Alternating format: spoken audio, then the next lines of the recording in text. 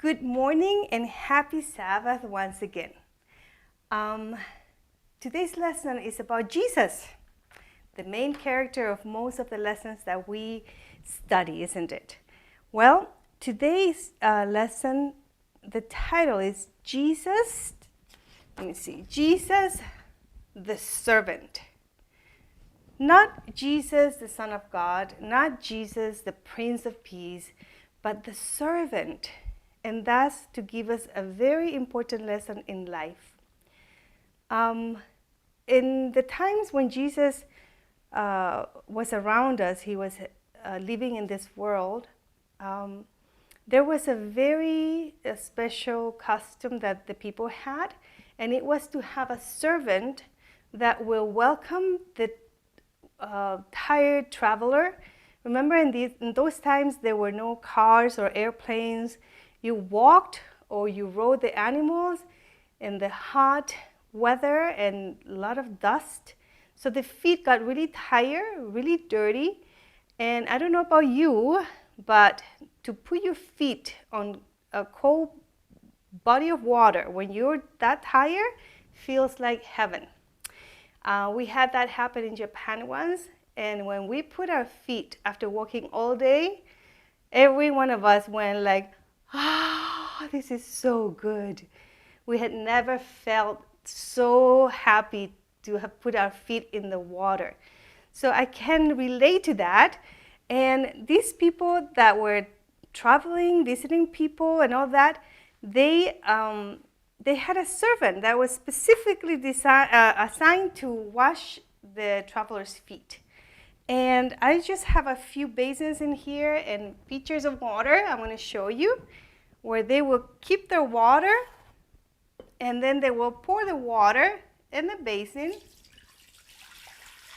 So the water was nice and fresh, and then the traveler will put their feet in that water, and then they'll have a mini foot massage.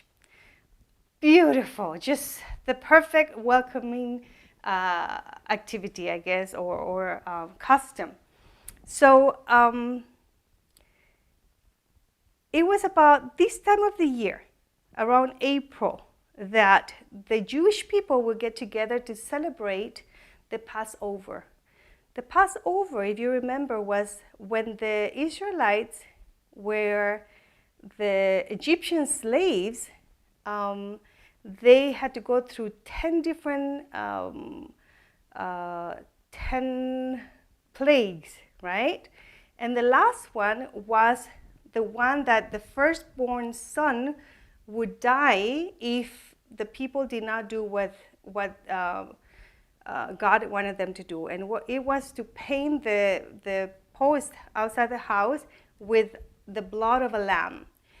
And all the Israelites, because they obey God, their firstborn son did not die. Their firstborn son was spared from death. But the other people, the Egyptians, who did not believe in God, they lost their firstborn son. So after that, the Jewish people have gotten together to celebrate this Passover feast. They have an amazing dinner where they sing songs and they repeat verses of the Bible. But in those times, when Jesus was about to celebrate this dinner with his disciples, they only had, for what we see in the Bible, they only had bread. And this bread was just made today, like half an hour ago. So it's homemade. And they just will cut the bread and everybody will share a piece of the bread and eat the bread as a reminder of Jesus' body. And the juice of the fruit, which they call the wine, will be what they were going to drink on that time. So when he saw that everybody was ready to take part of the dinner, he noticed there's nobody here, no servant to make us feel welcome and comfortable. And so he took it upon himself to get the little towel, put it on his waist, go find where the basin and the water was, and poured it on there and went to wash the disciples' feet. Now, when Jesus got to Peter, he loved God, but Peter he couldn't see Jesus as a servant. So when Peter got to him, he said, Lord, you're not washing my feet. And Jesus told him, if I don't wash your feet, you cannot be in the kingdom of God with me. You cannot be one of my people, my disciples. Then Peter said, oh, then no, by all means, wash my feet, my hands, my head, whatever you need to wash, because I want to be with you always.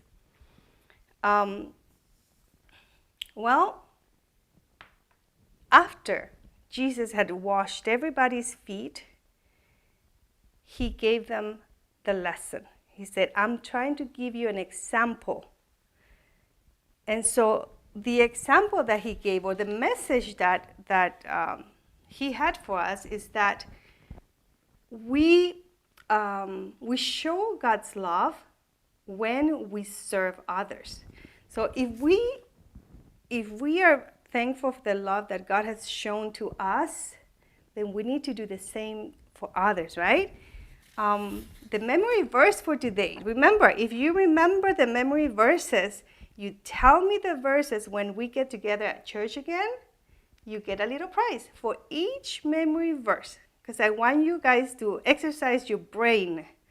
And if you learn one per week, it should be easy. Last week was so easy. This one is a little bit longer.